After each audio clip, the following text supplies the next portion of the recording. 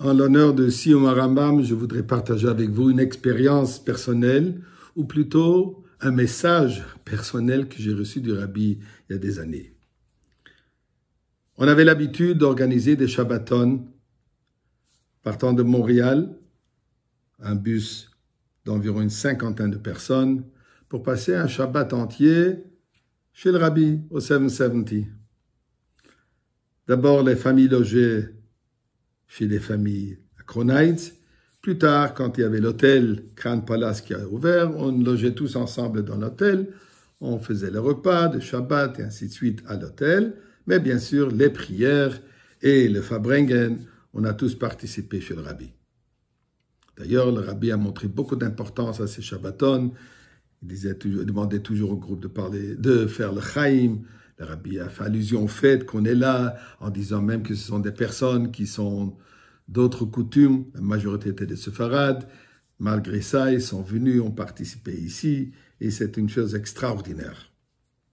Ce qui avait une fois quelque chose de très particulier, c'était un Shabbat d'hiver.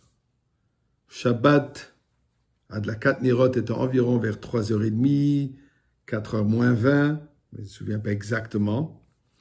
J'avais l'habitude qu'avant Shabbat, quand j'ai finalement eu tous les noms des participants, leur prénom et le nom de leur mère, je écrivais une lettre au Rabbi demandant une bracha pour l'Atzlacha, pour le succès de ce Shabbat.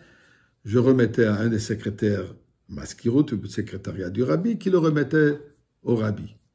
Cette fois-ci, étant donné que c'était un Shabbat rentré bien tôt dans l'après-midi, j'ai eu l'occasion de faire de remettre cette lettre donc au secrétaire, pas plus tôt qu'environ une demi-heure, 3/4 d'heure maximum avant Shabbat. J'ai remis la lettre et je suis reparti à l'hôtel pour faire les préparations. Environ un quart d'heure avant la Nirot, je reçois un appel de Rav Klein, Rabbi Noam Klein, Alav Shalom, en me disant, viens tout de suite, il y a une réponse pour toi du Rabbi. Je viens en courant au 770, et là, Rabbi Noam Klein me remet la réponse que le Rabbi a déjà remis encore avant Shabbat sur ma lettre, le programme entier et tous les noms. Et le Rabbi de me dire la chose suivante. D'abord de me donner une bracha pour Atzlacha du Shabbat, et ensuite, le Rabbi écrit les paroles suivantes. Betar, certainement. Yodi amiyad après Shabbat, tu vas m'annoncer tout de suite après Shabbat, Achlatot Tovot, les engagements des résultats concrets de ce Shabbat.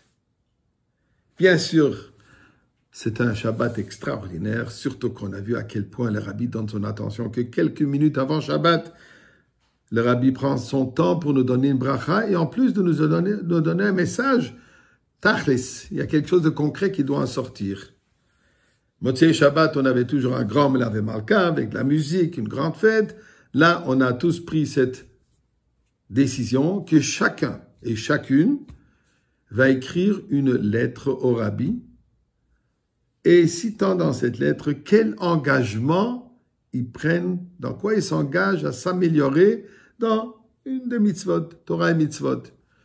Très personnel, une lettre fermée, scellée dans une enveloppe, mais je leur ai demandé, étant donné que le Rabbi m'a répondu dans la réponse que c'est moi qui l'annonce, alors je leur ai demandé de me remettre, ou encore Motzei Shabbat, ou dimanche matin, avant de passer chez le Rabbi pour recevoir la bracha et le dollar, et moi je vais remettre toutes ces lettres ensemble au Rabbi. Et effectivement, c'est ce qu'on faisait.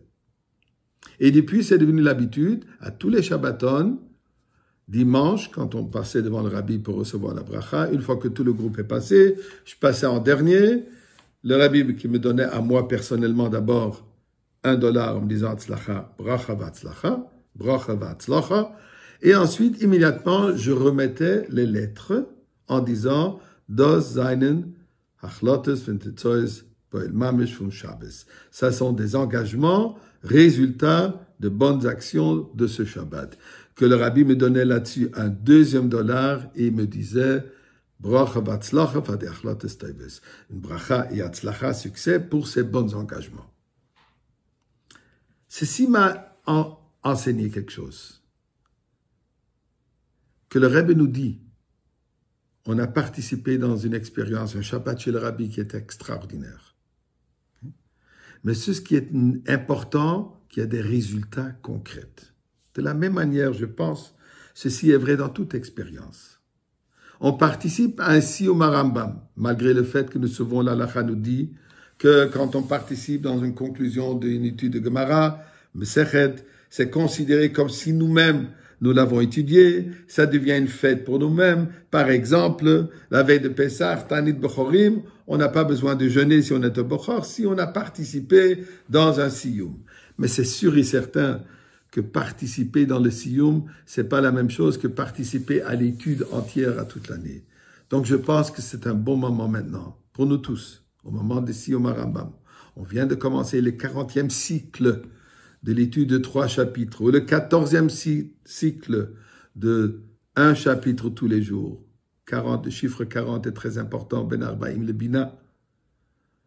14, Yad HaChazaka, comme le Rabbi nous a demandé qu'on étudie tous les jours, si on est capable de 3 chapitres, sinon au moins 1 chapitre, et même sinon au moins la mitzvah qui correspond aux 3 chapitres de Rambam de ce jour, et c'est sûr et certain, quand nous engageons de suivre cette coutume que le Rabbi a instituée, l'étude de Rambam, c'est sûr et certain que dans cette artout, dans l'étude de Rambam, par cette ardout, cette unification dans l'étude de la Torah entière qui est représentée par l'étude de Rambam, nous allons tous mériter le Siyum, la conclusion du Galout, et ces jours-ci même, nous allons tous fêter, danser ensemble avec Mashiach,